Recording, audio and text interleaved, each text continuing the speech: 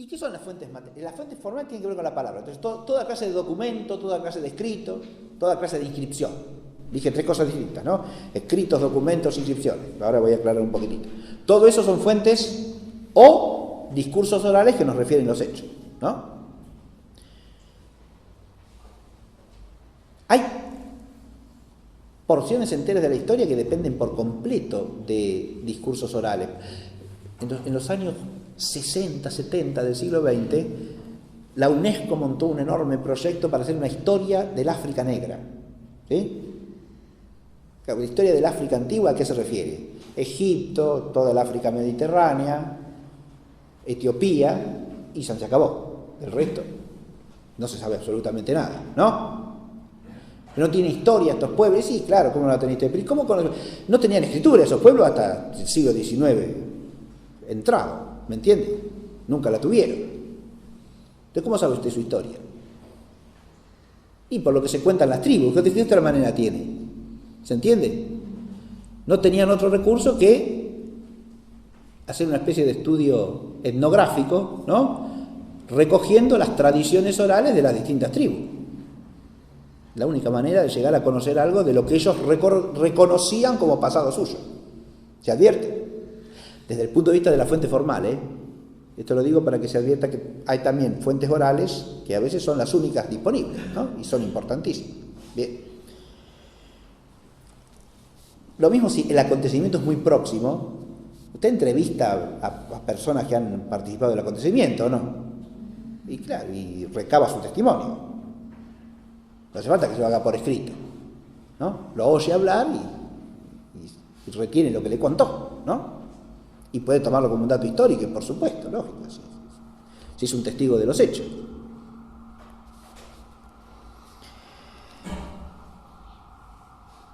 ¿Y qué son fuentes materiales? Eso, todo resto material de la historia, o sea, del pasado humano, ¿no? Todo resto material del pasado humano. Eso es fuente material. ¿Por qué meramente material y no formal? Porque es un dato en potencia, en realidad. Porque no se hace dato histórico hasta que usted no lo describe, o sea, hasta que no le hace llegar una palabra que le dé significado. ¿Se entiende? Ya, por ejemplo, si yo lo nombro como lo que es, esto es un resto humano, o esto es un resto de un cuerpo humano, ¿no? ¿Está claro? O esto es un fragmento de una vasija. Al nombrarlo, usted ya le está dando una entidad que de suyo no tiene, ¿no? ¿Está claro lo que digo? Tiene un pedazo de barro ahí. Esto es un fragmento de una vasija. Perfecto. Ya lo identificó, ¿no? Ya lo elevó a la esfera de la palabra humana, al resto material. Le dio forma. ¿Se entiende? Fíjense que eso a veces es hasta una cuestión histórica, ¿no? Usted se encuentra con las pirámides del antiguo Egipto faraónico. ¿Y qué es eso? Es una pirámide. Pirámide lo nombra de una manera puramente extrínseca, ¿no? Tiene forma de pirámide. Sí, esa es la forma que tiene. Usted decía, me encontré ahí con un cubo, con una pirámide, ¿sí? Con una cosa redonda, no va más allá de eso, ¿no?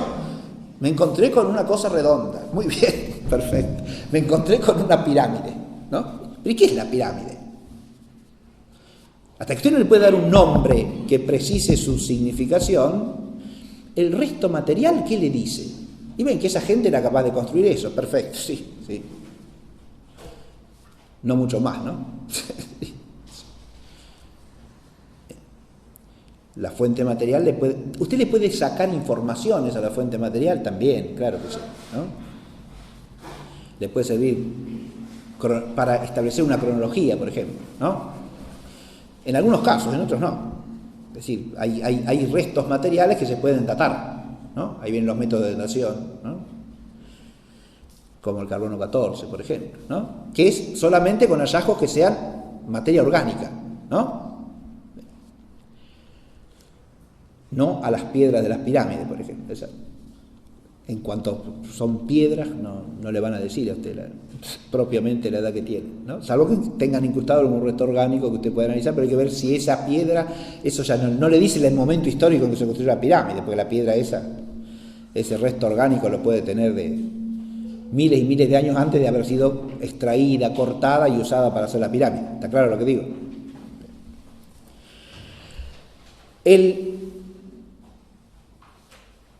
Los restos materiales básicamente son o propiamente del hombre, es decir, restos físicos, antropológicos, ¿no? O restos culturales, como se dice, ¿verdad? Es decir, cosas producidas por el hombre. Y si no, son cosas naturales vinculadas al pasado humano, como pueden ser los restos de un acontecimiento meteorológico o geológico, ¿se entiende? La lava volcánica de Pompeya, para poner un ejemplo. ¿Está claro? ¿Es un resto material o no? Claro, sí.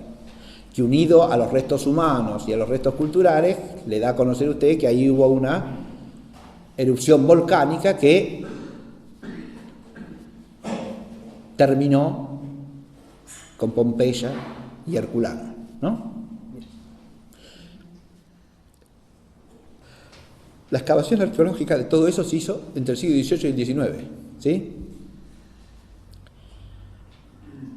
Pero los historiadores sabían que había habido una erupción volcánica, ¿no? Porque las fuentes formales de la antigüedad romana lo informan ampliamente, ¿sí? Que la ciudad de Pompeya y el conjunto de villas de Herculano Herculano era una especie de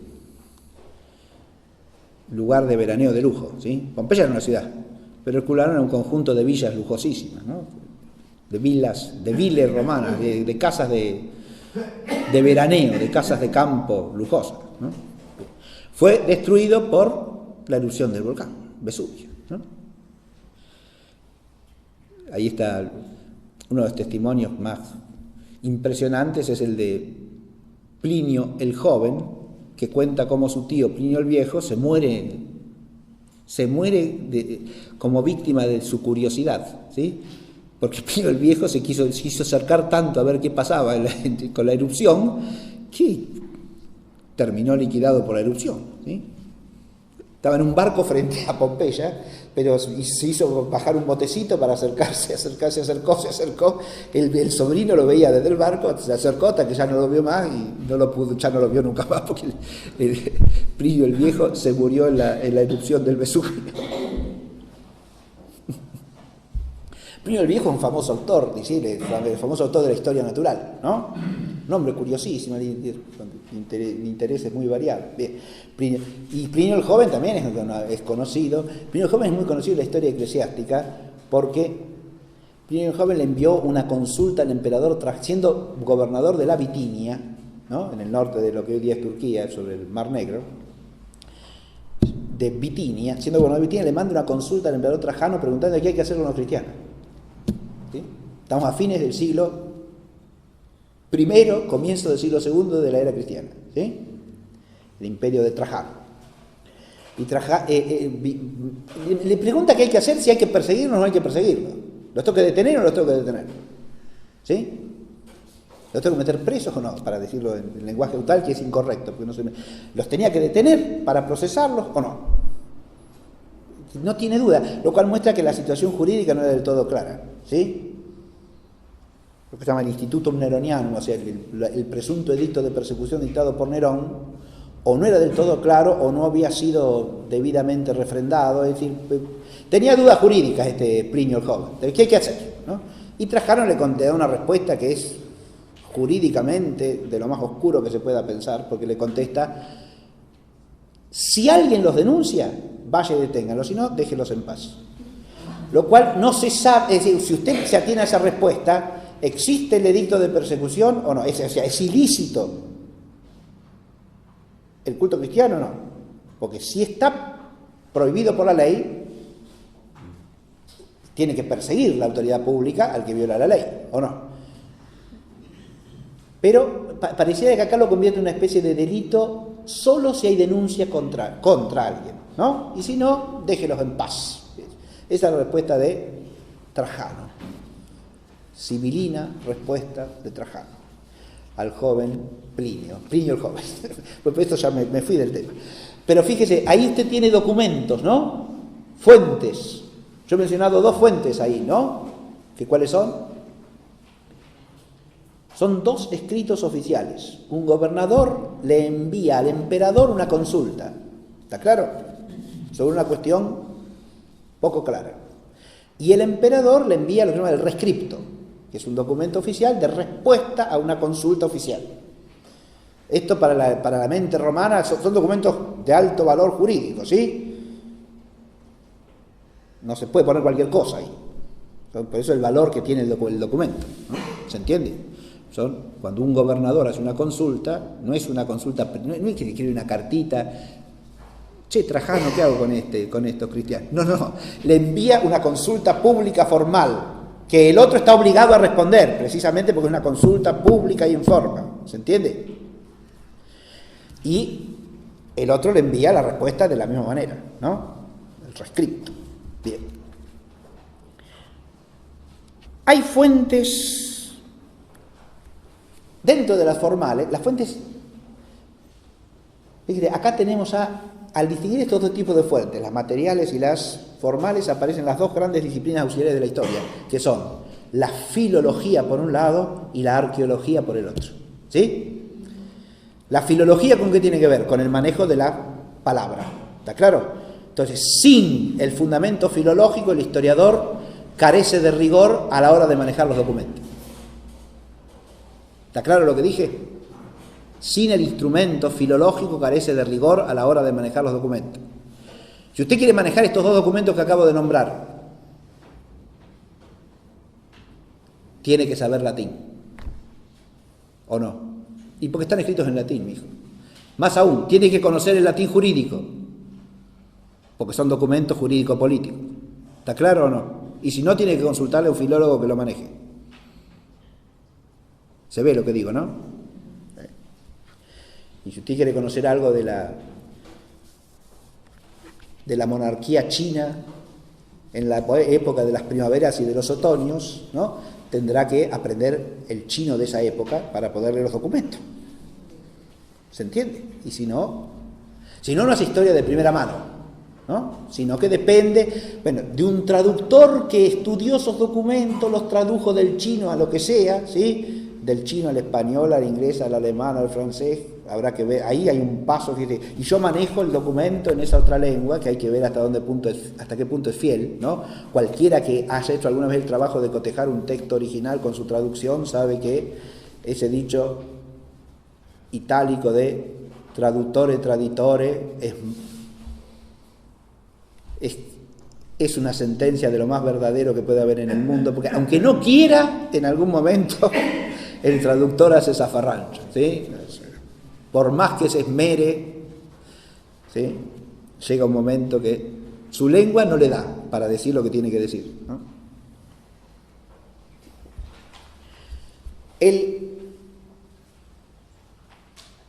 Y la otra disciplina es la arqueología, porque para manejar los restos materiales, ahí está el arqueólogo, ¿no? ¿Se entiende? Que es el que los halla, el que los cataloga, los clasifica, todo eso. Bueno, muy bien. Pero el historiador, que se tiene que apoyar en estos dos pilares, digamos así, tiene que hacer a su vez su tarea propia, ¿no? Porque estos les presentan las fuentes y en todo caso le ayudan a utilizar las fuentes, pero la utilización de las fuentes la hace él. No la hace ni el filólogo ni el arqueólogo. Las fuentes formales se pueden clasificar de distintas maneras. Yo he puesto acá nada más que dos cosas para recordarles. Una las literarias y otra las documentales. Esta es una distinción hasta cierto punto problemática, pero en principio fácil de entender. Si yo quiero investigar la historia de la guerra del Peloponeso, ¿no? Hay una obra literaria que narra la guerra del Peloponeso, escrita por Tucídides. Eso es una fuente ¿cómo para nosotros? Es una fuente literaria, ¿está claro? Cualquier obra que pertenezca a la tradición literaria de un pueblo histórico, a partir de su composición pasa a ser fuente literaria. ¿Está claro o no? Una fuente literaria. En cambio, cuando se habla de fuentes documentales, se refiere a todo escrito que sin procurar informar acerca de un hecho histórico, da testimonio de él. ¿Está claro? No es una obra literaria escrita acerca de este hecho histórico o que lo nombre o que lo comente, sino que es un documento porque es un texto escrito sin intención de historiar. ¿Se advierte lo que digo o no? Como esos que mencioné yo recién de la consulta de Plinio y el rescripto de Trajano. No hacen tarea literaria ahí, ninguno de los dos. ¿Está claro lo que digo? Por supuesto que escriben en un estilo determinado, una lengua determinada, sí, pero no están haciendo obra literaria. Eso es una fuente documental. ¿Está claro lo que digo, no? Ajá. Dije que esto puede plantear problemas, esta distinción, que en principio es nítida, ¿no? En principio es claro. Si yo leo una crónica de los reyes de Asiria, eso es una fuente literaria, ¿está claro? En cambio, si me encuentro con una inscripción ocasional en un mojón que da cuenta de algún hecho histórico, eso no es una fuente literaria, es una fuente documental, ¿está claro? Las inscripciones en general se consideran fuentes documentales. Toda clase de instrumento administrativo también se considera fuente documental. Ahora, para acontecimientos más recientes, porque voy a mencionar algo que no es una creación de los últimos 3 siglos en la historia humana. Para acontecimientos más recientes podemos tener como fuente, por ejemplo, los textos periodísticos.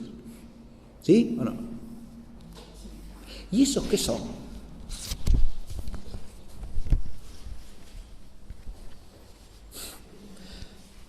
Son fuentes documentales, o más bien fuentes literarias, y más bien, ¿sí? Eso ya es una literatura, es un género literario determinado, ¿sí? Es la literatura periodística, ¿está claro? Una literatura con sus reglas propias que hay que estimar según esas reglas propias que constituyen el género y las especies del género, ¿sí? Desde un ejercicio serio y responsable hasta el libelo más amarillista, ¿está claro? Lo cual cubre un amplio arco, ¿no es cierto? Lo mismo puede pasar con el que hace profesión de ser historiador, ojo, ¿eh? Hay historiadores sumamente rigurosos y hay historiadores que son de espanto, ¿está claro? Fuentes literarias, fuentes documentales, las fuentes documentales son de gran interés, ¿por qué? Y porque ahí no hay alguien que está tratando de narrar los hechos, ¿no? Sino que espontáneamente puede dar testimonio de aspectos de la realidad que en la otra esfera pasan desapercibidos, ¿no? En la literaria.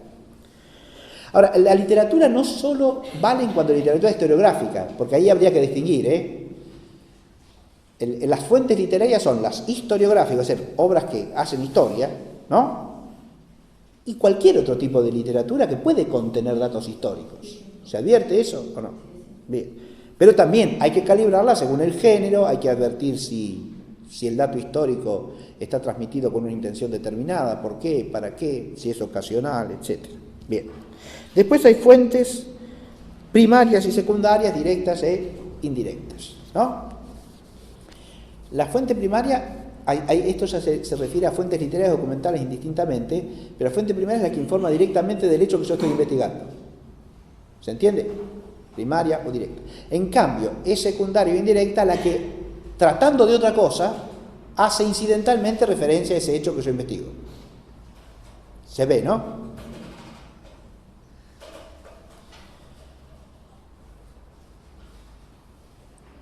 Si yo leo, estoy investigando, supongamos así, la historia de el reino de Israel, ¿no? En la antigüedad. Los libros de los reyes, ¿no? Y los libros de las crónicas son fuente directa, primaria, ¿está claro? Ahora, si yo en las crónicas de los reyes asirios me encuentro que nombran a Israel alguna vez, ¿no?, o en las crónicas o en los anales egipcios me encuentro nombrado a Israel, son fuentes secundarias, porque no tratan del pueblo de Israel, pero lo nombran aquí o lo nombran allá, o nombran algún acontecimiento que tiene que ver con el reino de Israel, aunque están haciendo crónica de los reyes egipcios o de los reyes asirios. ¿Está claro esto o no? Bien. Voy a saltear un poquitito lo que sigue, ¿no? Las fuentes formales y su estudio formal, porque no es solamente hallar las fuentes lo que tiene que hacer el historiador. El historiador necesita que esas fuentes hayan sido objeto de un estudio formal, o lo hace él o lo hace otro, pero ¿qué quiere decir un estudio formal de las fuentes? Primero, hay que saber de dónde procede la fuente, quién es el autor, en qué siglo está hecha la copia que yo manejo y cuánto dista del original. ¿Está claro? Todo eso lo hace una disciplina llamada diplomática, cuyas reglas fueron establecidas con rigor en el siglo XVII, ¿sí?, entre el XVII y el XVIII, ¿no?, ya, por dos monjes franceses benedictinos llamados Mabillon y Montfaucon, ¿sí? Eso se llama la diplomática. Diplomática porque estudia los diplomas. Se llama diploma a cualquier texto escrito sobre un soporte literario. ¿Está claro? Papel, papiro, pergamino, cualquier tipo de carta. Es un diploma. Usted toma el diploma, tiene que estudiar el material en que está escrito, la escritura que se usa, qué tipo de escritura, ¿no? Procurar la datación del diploma, la autenticidad del diploma, ¿sí? Esto es un decreto del rey Luis IX de Francia, San Luis. ¿Es un decreto de San Luis o no es un decreto de San Luis? ¿Está claro?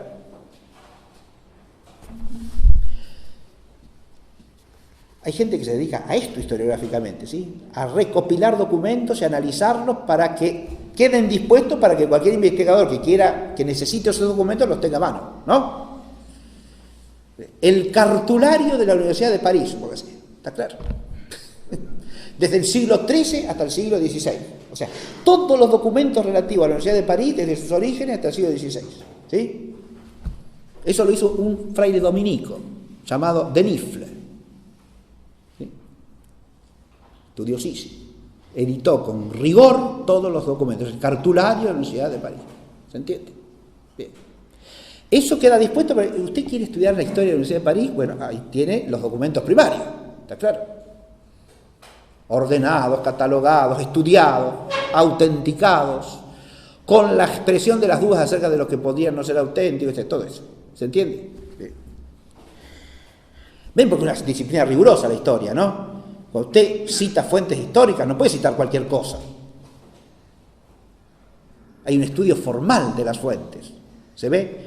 Pasa por la diplomática y luego pasa por la crítica textual, literaria, histórica, que permiten dirimir el alcance del documento, si el documento es auténtico o no, como dije. ¿Está claro?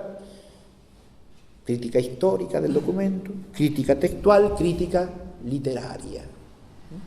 ¿Cómo crítica histórica? Sí, crítica histórica, porque acá, bueno, pero el saber histórico presupone otro saber histórico. Usted está estudiando una cuestión y puede que otro saber histórico le ayude a dirimir si ese documento es auténtico o no es auténtico históricamente. ¿Está claro? ¿Se ve lo que digo? Porque usted, suponga, se quiere estudiar una cuestión histórico-teológica, ¿sí? El influjo de el tratado sobre la jerarquía eclesiástica del autor que se autonombra como Dionisio el Areopagita en los teólogos latinos de los siglos 8 al 10. ¿Está claro? Muy bien. ¿Usted quiere estudiar eso? Es una cuestión histórica. Cuestión histórica. Bien. Usted tiene ahí un problema a investigar que hace la historia de la de teología, del saber teológico, ¿no? Como ese influjo de un texto griego en teólogos latinos, ustedes tienen que plantearse la cuestión si lo leyeron en griego, si lo leyeron en latín, había traducción o no había traducción, entonces tienen que poder estudiar si hay traducciones o no hay traducciones, ¿está claro? Pero lo primero de todo sería decir, bueno, estos escritos, este escrito de la jerarquía eclesiástica, ¿de quién es? ¿No? Y entonces vienen los historiadores de la patrística, los patrólogos, y nos dicen, pero en realidad no es de Dionisio el Areopagita, es de otro autor. ¿Y por qué? Esto lo ponía como ejemplo de crítica histórica, ¿no? Bueno, porque hay un montón de elementos de contenido en estos textos que nos remiten a una datación que va entre fines del siglo V, comienzo del siglo VI.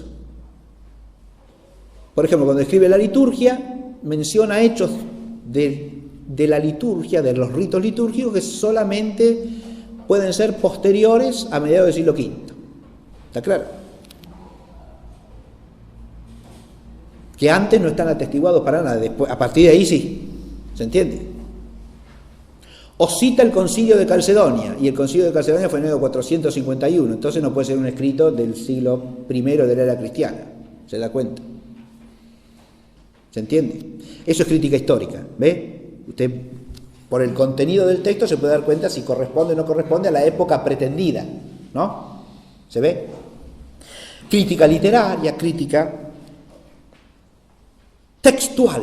La crítica textual, cuando usted maneja un documento, es una copia, ordinariamente. Claro, puede haber interpolaciones, puede haber lagunas, puede haber corrupciones. Ahí viene la crítica textual. Hay que editar el texto con el mayor rigor posible, ¿no? Usted toma el texto de la capitular de Carlomagno sobre las escuelas, ¿no? ¿Editado por quién? Usted maneja el original, ¿sí? O usted maneja una edición. ¿Se ve? La edición, si es crítica, estará hecha sobre todas las copias existentes, sobre el original, óptimamente, si existe el original, ¿está claro? ¿Y sobre el original hay que hacer una edición crítica? Sí, porque el original puede presentar dificultades de lectura. Esta partecita está borrada. ¿Y qué hacemos? ¿Hay alguna copia para saber lo que decía acá? Entonces buscamos copia, ¿sí? Y la copia dice algo, y la cotejo con el original, ¿podría ser esto lo que dice? ¿Y todas estas palabras entraban acá? ¿O no? ¿Y estas huellas que se leen corresponden a la palabra que figura acá? ¿O no? Y ahí, pero eso es crítica textual, ¿está claro? Cuando tenemos copias y copias de copias, sin el original, la crítica textual es más problemática todavía, pero es lo que se hace ordinariamente con todas las fuentes literarias, ¿no? Si yo quiero manejar a Tucídides para la historia de la guerra del Peloponeso, lo que hace todo historiador griego, porque si no, no sabemos nada de la guerra del Peloponeso. ¿Está claro? Hallazgos materiales tienen alguna poquita cosa que no le dicen absolutamente nada del decurso de los acontecimientos, ¿no? Si usted quiere estudiar la historia de la guerra del Peloponeso, tiene que ir a Tucídides. Pero Tucídides, que tenemos el original de Tucídides, pero de ninguna manera. Lo más antiguo que tenemos son copias bizantinas del texto de Tucídides. Tucídides escribió en el siglo V a.C. ¿Está claro?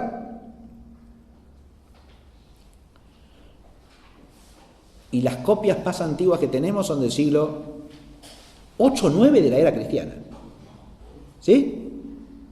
Entre eso, el texto fue copiado, con copias que no conservamos.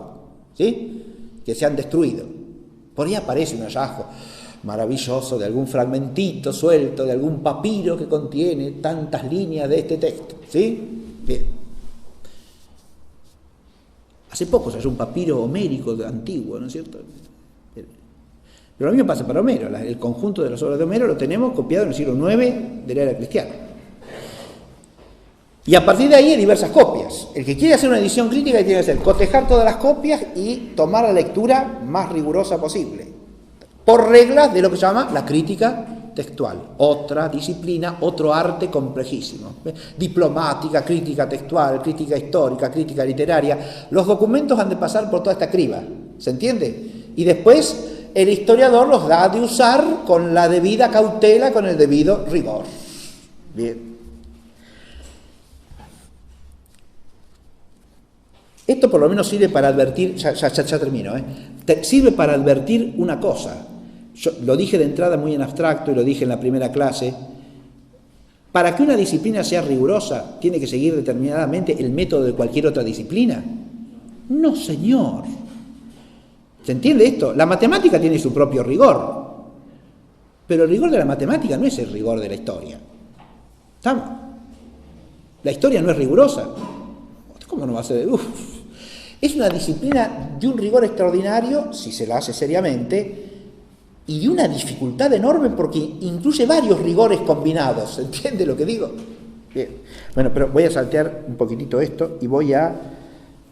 las fuentes materiales también hay que discernirlas, criticarlas, describirlas, datarlas, catalogarlas, hacer el análisis material, todo eso. Bien. Cuando hablemos de la arqueología, en clase próxima nos detendremos un poco. Sí quiero decir una cosa sobre los juicios y termino. Porque en la parte judicativa, que es el segundo momento fundamental, el primero es el heurístico, hallar los documentos, las fuentes de las que partir, ¿no? Lo más completo que sea posible, lo más rigurosamente estudiado que sea posible. Bien. De ahí partimos para fijar los hechos. Pero ahora viene a hacer juicio, es decir, pasó esto otro. Tiene que narrarnos el historiador, ¿o no? Y para narrar tiene que hacer juicios. Para describir tiene que hacer juicios, ¿no?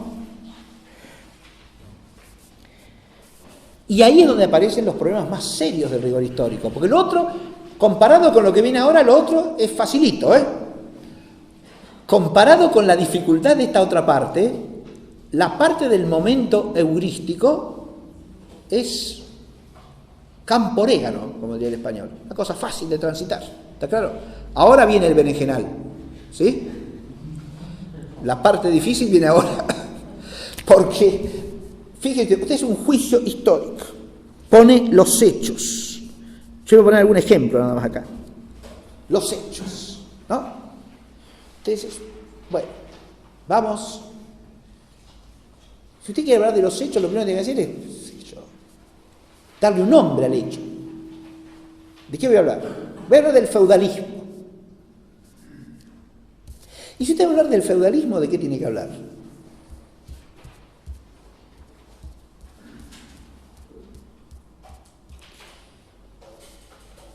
Para hablar del feudalismo, ¿usted qué necesita? ¿Un historiador de qué siglos? Y de los siglos medievales, diría alguien. Dejemos de lado esa denominación, ya tenemos otro problema ahí. Los siglos del siglo X, del siglo IX, X, XI, XII. Mire, no, vea que no. Porque feudalismo es un término que no aparece antes de fines del siglo XVII, principios del siglo XVIII. En cierta literatura de esa época. Y con un sentido despectivo y casi caricaturesco. ¿Está claro lo que dije o no? Feudalismo es un rótulo ideológico para descalificar ciertas realidades, ¿no? Ideológicamente, insisto, que aparece en la literatura, primero de los que podríamos llamar ideólogos del absolutismo monárquico y después de la Revolución Francesa. Toda literatura políticamente interesada que quiere descalificar una manera de organización social bajo el mote despectivo de feudalismo. ¿Se entiende? Si usted quiere hacer historia del feudalismo, es historia de una ideología en realidad. Otra cosa es si usted quiere hacer historia del hecho feudal. O como diría Ganshof, de la feudalidad, la feudalité. ¿Sí? No hay feudalismo, hay feudalidad, dice él. Y tiene razón, que una cosa es el feudalismo, una ideología, que después otros presuntos historiadores posteriores proyectan sobre 1000 años de historia, es la época feudal. Por ejemplo, para Marx y para los historiadores marxistas clásicos, ¿la Edad Media qué es? La época feudal. Y el feudalismo, que es un sistema económico. Uno de los grandes sistemas económicos que ha habido en la historia de la humanidad, ¿sí? Después de la economía esclavista, viene la economía feudal. Y después la economía capitalista. ¿Está claro? ¿Se ve? Es una etapa de la historia económica universal, ¿no? El feudalismo. Eso es historia, no, eso no es historia, no tiene que ver con la historia. Eso es, de nuevo, ideología ahistórica. Si usted quiere estudiar el derecho feudal, usted tiene que empezar a estudiar en los documentos qué es un feudo. ¿Sí? Ve como si los juicios constan de palabras. Ahora, si las palabras que usamos no sabemos lo que significan, ¿qué juicio riguroso podemos hacer en historia? Entonces, la querella de la definitiva fue una lucha de poder entre el papado y el imperio para ver quién prevalecía, la iglesia o el Estado. Juicio, eso es un juicio presuntamente positivo de un hecho, descriptivo, ¿no? Después investiga las causas. Todo. Usted ya asumió una serie de categorías ahí que, si usted parte de los documentos históricos, son inviables. Te hablo de la iglesia y del Estado, ¿en qué sentido? Usted está hablando de segunda mitad del siglo XI, comienzo del siglo XII. ¿Existe el concepto de Estado moderno o el concepto de Estado posterior a la Revolución Francesa, que es el que manejamos hoy día? Para nada de nada. No existe. ¿Existe un conflicto de poder entre la iglesia y el Estado? ¿O eso es más bien la proyección de una situación posterior sobre aquellos siglos? ¿Se entiende lo que planteo o no? Cuando usted hace un juicio descriptivo de la realidad histórica, ¿es realmente descriptivo? Este es el problema que hay que advertir. Ven que ahora se pone más difícil el asunto. ¿Cómo hace usted para detectar cuando lee un libro de historia qué es riguroso y qué no es riguroso ahí? ¿De qué está hablando el historiador? ¿Está hablando de su mente o está hablando de los hechos? El hecho feudal es de una enorme complejidad. Usted tiene que estudiar todos sus componentes, como dije hace un rato, la institución del beneficio, la institución del vasallaje, que en origen no tiene que ver con el beneficio, una cosa distinta. Después, cómo se combinan entre sí la feudalidad y el vasallaje, o sea, la institución feudo-vasallática. ¿Dónde funciona? ¿Cómo funciona? Diferentemente en un lugar que no tiene los documentos, ¿se da cuenta? Todo eso está documentado porque son instituciones jurídicas, todas. ¿Cómo jurídicas? No es que pasamos... La Edad Media no tiene derecho, más de que derecho consuetudinario, no existe. Usted se da cuenta que se dice tales disparates, ¿no? Cuando en todos los siglos de lo que se llama Edad Media hay una continuidad profunda y una complejización del antiguo derecho romano como derecho romano cristiano y con instituciones propias, ¿no es cierto? Que están todas documentadas. Usted tiene los textos, los diplomas, los documentos. ¿Está claro? Cuando usted establece una relación feudal o vasallática, es un acto público y hay un notario que atestigua, ¿sí? Así que hay montones de diplomas sobre el hecho feudal y sobre el hecho vasallático y sobre el hecho feudo-vasallático. Pero hay que estudiar eso para empezar a entender de qué se trata. ¿Se ve? Bueno, suficiente. Y si vamos a los juicios explicativos, peor, porque los juicios explicativos, además de el rigor conceptual, exigen rigor argumentativo. Acá es donde entra para explicar hay que argumentar, ¿sí? Acá el historiador tiene que saber lógica y aplicarla con el rigor adecuado para precaverse de cualquier falacia, ¿sí? No solo formal, sino material. ¿Está claro? Y no argumentar de manera que ni siquiera es aceptable para la racionalidad humana bien cultivada. Además de tener un rigor material para establecer relaciones, causas, dimensiones, todo eso que es vincular en una perspectiva de conjunto hechos diversos y las relaciones entre esos hechos. ¿Se ve? Eso es dificilísimo de hacer con rigor. Cuando usted quiere tomar un hecho aislado y ponerlo en relación con otro, las relaciones las tiene que entender con rigor. No puede relacionar cualquier cosa, porque a usted se le ocurre.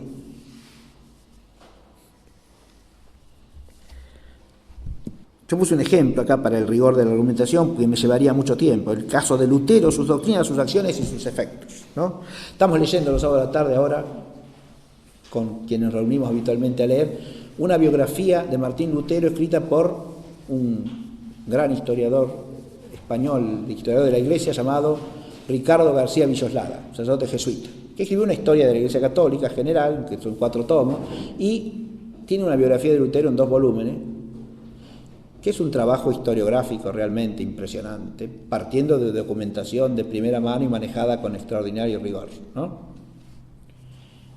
Como hace siempre Steve Federer cuando estudia un tema particular. Tiene una biografía de San Ignacio también que es un monumento. Pesadísima para leer, porque cada página tiene así de texto y así de notas, y en las notas le trae los textos documentales en cualquier lengua, la que venga, ¿sí? En castellano, en francés, en alemán, en latín, lo que caiga. Bien. Pesadísima. Además no se esforzó literariamente para nada. En esta de Lutero sí, hace un esfuerzo literario y está muy bien escrita, pero la de San Ignacio es un bodoque, pero magnífica, historiográficamente es espléndida, porque usted tiene ahí toda la documentación fundamental sobre la vida de San Ignacio, toda, bien. Usted quiere relacionar hechos distintos del personaje Lutero, es una cosa complicadísima, ¿sí? Cómo se combinan sus hechos mentales, en la evolución de su pensamiento teológico, pseudo-teológico, cómo se va apartando cada vez de la fe y por qué, ¿sí? ¿Qué relaciones tiene con otras personas? ¿Quiénes se le oponen? ¿Quiénes lo apañan? ¿No? Y eso tiene que ver en el desarrollo de los conocimientos, por supuesto que sí, porque si no hay quien lo apañe, quien lo defienda, quien lo proteja, es un personaje que empieza a aparecer en determinado momento como un personaje que rompe con la unidad de la fe, ¿se entiende? ¿Y que lo apañan? ¿Por qué lo apañan? ¿Por qué lo protegen? Si usted quiere empezar, y después hay acontecimientos más lejanos a su entorno, él vive en el Ducado de Sajonia, en parte, en uno de los ducados de Sajonia que hay en la Alemania de esa época, ¿no? Con sus condicionamientos políticos y culturales propios, todo eso hay que relacionar también. Forma parte de una congregación reformada de la familia de los frailes agustinos. Miren, una cosa que suele decirse vulgarmente, Lutero era un reformador porque quería la reforma de las costumbres de la Iglesia, la purificación, la Iglesia estaba corrompida, ¿no? Si uno va al hecho concreto,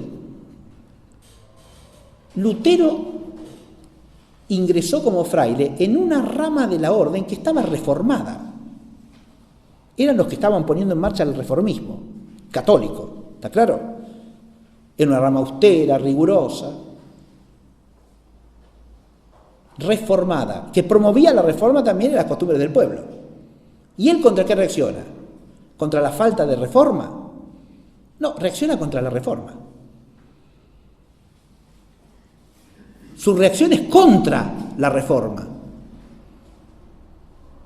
Él tilda de herejes a los frailes reformados. Los llama pelagianos. Porque se creen que con sus obras se salvan. Con sus obras de piedad, con su contracción al ascetismo, con sus oraciones, ¿no? Él no es que procura cristianos más orantes, más fervorosos, más piadosos, como buscaba la reforma del siglo XV y la del comienzo del siglo XVI, ¿está claro? Él dice que eso está mal, ¿se entiende? Eso es lo que está mal. Si usted en el aire hace relaciones, bueno, Lutero reaccionó porque la Iglesia estaba necesitada de reforma. ¿Necesitada de reforma según quién? Según él. Pero que la reforma según él consiste en destruir lo que es la Iglesia, ¿está claro? ¿Qué reforma es esa? Ninguna. Reforma quiere decir restaurar la forma deteriorada o de alguna manera oscurecida o desfigurada, ¿no? Y lo que le hace es romper con toda la tradición. ¿Se entiende? Entonces no se explica. Mire, ni se explica lo que hace por el espíritu de reforma, porque él no reforma sino que destruye. ¿Está claro? Es una explicación insuficiente ya por el efecto, ¿o no? Yo me refiero al rigor conceptual de los argumentos, ¿no? Acá. Si usted quiere decir que lo que buscaba era reformar, y lo que él procuró durante décadas es, yo con esa iglesia no quiero tener nada que ver, y se refiere a la Iglesia Católica, a los obispos, a los concilios, todo, no le interesa nada. ¿Cuál es la reforma que busca? Ninguna reforma. Quiere algo que surge a partir de él. Si uno entra en su mentalidad es fácil de entender eso porque él Y acá es el documento, ¿ves? Escrito de su puño y letra, una carta auténtica, usted aplica el método histórico, es una carta auténtica de Lutero, y el tipo dice: a mí no me interesa en absoluto lo que dicen los demás. Nadie me puede corregir a mí, ni los doctores de todas las universidades de la cristiandad, ni los obispos, ni el Papa, ni los santos padres de la Iglesia. El único que está sobre mí es Jesucristo. Y yo soy la boca de Jesucristo. Listo, ¿qué explicación necesita usted? El contexto social, si la Iglesia tenía corruptelas o no tenía corruptelas, si los cardenales de Roma vivían lujosamente. ¿Qué tiene que ver todo eso con un tipo que piensa que él es la boca de Jesucristo y que Jesucristo le habla a la humanidad por él solo y nada más que por él? ¿Se entiende? Entonces, si usted parte de los documentos, ¿qué va a estar haciendo? Cavilaciones de si el contexto era este, el contexto era aquel, lo favoreció esto, lo favoreció aquello. No, en principio no tiene nada que ver con nada, más que con una corrupción que está instalada en su pensamiento. Cuando usted tiene un tipo que piensa así, ¿puede tener efecto su acción si alguien lo apoya? Evidentemente que sí, porque es una egolatría ya en el ámbito teológico, ¿no? Más aún en el ámbito de la fe. No es un profeta, es más que un profeta. Es la boca de Jesucristo. ¿Se da cuenta? Bien. Juicios positivos, juicios explicativos y juicios valorativos, dijimos, ¿no? Y por último viene la síntesis. Pero la síntesis de la clase la dejamos para la próxima, porque ya son las 1:05. Chao, hasta la próxima.